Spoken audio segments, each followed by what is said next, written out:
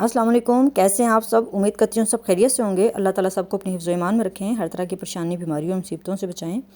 आज ही हमारे घर में बनने लगा है कीमा और फलियाँ। मैंने बड़े अरसे के बाद जो है ना इस इलाके में फलियाँ देखी हैं, वरना पंजाब साइड पे तो फलियाँ बहुत होती हैं और हमारे घर में बहुत बनती भी थी।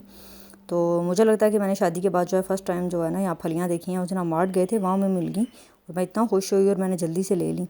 बस मैंने इनको काट के ना छोटा छोटा धो के रख लिया और कीमे को जैसे मसाला बना के लहसुन प्याज अदरक टमाटर सारा कुछ डाल के मैंने अच्छी तरह गला लिया और अब मैं इसको भून रही हूँ। ऑयल डाल के मैं इसको अच्छी तरह से भून लूँगी और जब ये काफ़ी हद तक भुन जाएगा फिर मैंने इसके अंदर जो फलियाँ काट के रखी थी ना उनको मैंने पानी में डबो दिया था ताकि अच्छी तरह से उनकी जो है ना डस्ट वस्ट साफ़ हो जाए। और अब मैं इसको जो है कीमे को भून के तो मैं इसके अंदर उसको फलियों को शामिल कर दूँगी और बस थोड़ी देर फलियों को साथ भूनने के मैंने इसका भी चूल्हा बंद कर दिया था और उसके ऊपर फिर मैंने डाल दिया था गरम मसाला वगैरह। तो ये बनानी बहुत ही आसान है, बड़ी झटपट बन के तैयार हो गई थी। लेकिन यह है कि फलियाँ बनाने में काफ़ी ज़्यादा टाइम लग गया था, उसको काटने में और उसके जो बाल सख्त थी उनके अंदर से वो लोबिया जो निकलता है वो निकालने में ना काफ़ी थोड़ा टाइम लग गया था।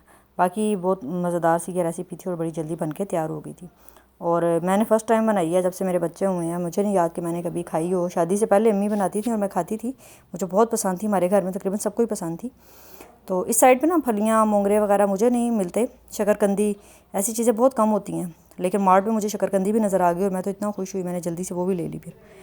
तो बस ये मैं सालन जो सा बन के तैयार हो गया था। फिर मैंने इसके ऊपर गरम मसाला ज़्यादा सारा छिड़का और फिर इसके साथ मैंने इसके ऊपर डाल दिया था धनिया और सब्ज़ मिर्चें। तो ये बनानी बहुत ही आसान है और बहुत ही मज़ेदार सी और यम्मी सी बन गई और मज़े की बात यह है कि मेरे बच्चों को बहुत पसंद आई थी। उन्होंने फ़र्स्ट टाइम खाएंगे, पहले तो ज़रा परेशान हो रहे थे क्या मम्मा बना रही हैं, हम कैसे खाएंगे। तो लेकिन जब बनाया तो बच्चों को दोनों को ही बहुत पसंद आई थी, उन्होंने बड़े शौक़ से खाई थी। तो जब बच्चों को चीज़ पसंद आ जाती है तो फिर समझे कि माँ जो उनसी है ना कामयाब हो गई है, उसने जो भी मेहनत की है ना सब ज़ाया नहीं हुई, काम आ गई है। तो मुझे बहुत खुशी होती है जब मेरे बच्चों को कोई चीज़ पसंद आती है ना, वो शौक़ से खाना खा लेते हैं, तो मुझे बहुत ही खुशी होती है। यकीनन हर माँ को ही होती होगी कि बच्चे ने खाना खा लिया। माँ के लिए सबसे बड़ी यही कामयाबी होती है कि उसका बच्चा जो उनसे पेट भर के खाना खा ले। तो बस ये खाना मेरा बिल्कुल तैयार था, ये आप देख सकते हैं बिल्कुल रेडी हो गया और बड़ा ही मज़ेदार बना था। मुझे बड़ी खुशी हुई थी कि शुक्र है यहाँ पे मुझे फलियाँ मिल गई हैं। तो फिर उसके बाद मैंने गरम गरम रोटी बना ली और फिर सब ने बैठ के खाना खाया और अल्लाह ताला का शुक्र अदा किया। तो ये बहुत अच्छी जो सी ना मज़े की चीज़ थी। तो अब मैं ये सोची थी अब जब भी मेरा खाने को दिल करेगा मार्ट जाके हम ले आया करेंगे। तो बस अब मैं रोटी बनाने लगी थी। आजकल मौसम चेंज हो गया ना, तो इसलिए आटा जो है ना ज़रा सख्त ही गूंदना पड़ता है, वरना सर्दियों में थोड़ा सा नरम आटा हो ना तो उससे रोटी आराम से बन जाती है। लेकिन गर्मी आ गई है ना जैसी, तो आटे को ज़रा काफ़ी हद तक ना सख्त गूंदें तो फिर आराम से जो है ना रोटी पकती है। तो हमारे घर में जो है ना रोटी बड़ी फ़ाइन सी खाई जाती है, बिल्कुल बारीक सी होनी चाहिए, कोई बिल्कुल राउंड भी हो और बारीक भी हो, तब सब खा लेते हैं। तो इसलिए मुझे रोटी जो सी अल्लाह का शुक्र है कि मुझे रोटी शादी से पहले बहुत अच्छी बनानी आती थी। मुझे बहुत शौक़ था छोटे होते रोटी बनाने का, तो मैंने बहुत छोटी उम्र में ही सीख ली थी और बड़ी अच्छी मेरी रोटी जो सी है ना गोल बनती है और शुक्र है पतली बनती है। तो मेरे हस्बैंड के जब मुझे अभी तक याद है जब उनकी शादी होनी थी तो वो उन्होंने सबसे पहले यही पूछा था कि उसको लड़की को रोटी जो सा है पतली बनानी आती है। तो बड़ा मतलब मर्दों को ना बड़ा शौक़ होता है पतली रोटी खाने का। तो मेरे बेटे भी अल्हम्दुलिल्लाह ऐसे ही हैं, दोनों जो से है ना वो भी पतली सी बारीक सी रोटी पसंद करते हैं। तो बस ये मैं रोटी को बना रही थी, मैंने कहा चलिए आपके साथ भी आज शेयर करती हूँ कि मैं रोटी कैसे बनाती हूँ। तो पहली रोटी थोड़ी सी ज़रा हो जाती है क्योंकि तवे में तो बस ऑयल लगा होता है ना, तो ये रोटी पे बनाती जाती हूँ और साथ में ना हमारे यही है कि साथ साथ ना गरम गरम खाते जाते हैं। जब कोई नहीं आ रहा होता तो फिर मैं रोटी को हॉट पॉट में रखती जाती हूँ जब तक कि सारे इकट्ठे हो जाते हैं। लेकिन यह है कि साथ साथ गरम गरम रोटी बनती जाती है और सब खाते जाते हैं। ये मेरा तवा जो सा नॉन स्टिक का था, तो ये काफ़ी काला हो गया था। बस मैंने इसको अच्छी तरह से साफ़ करने की कोशिश की तो ज़्यादा ही साफ़ हो गया, तो इसलिए इसका जो सा ना कलर ऐसे टेढ़ा मेढ़ा सा हो गया। बस मैं रोटी बनाती जा रही हूँ और साथ साथ हॉट पॉट में रखती जा रही हूँ। तो मेरे हस्बैंड तो बिल्कुल गरम गरम जो सा ना तवे से उतरती हुई रोटी खाते हैं। तो काफ़ी ज़्यादा गर्मी हो गई है, लेकिन अल्लाह का शुक्र है कि ये किचन हुड लगा हुआ है जिसकी वजह से ना बचत हो रही है।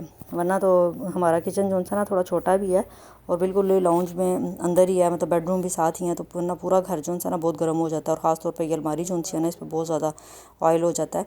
तो जब से ये हुड लगवाया ना, जैसी अलमारी बनवाई थी ना फिर मैंने साथ ही हुड भी लगवा लिया था ताकि जो सा ना हीट जो है कमरे किचन में ना इकट्ठी हो और ऑयल के जो से होते हैं ना निशान बड़े बुरे पड़ जाते हैं किचन में।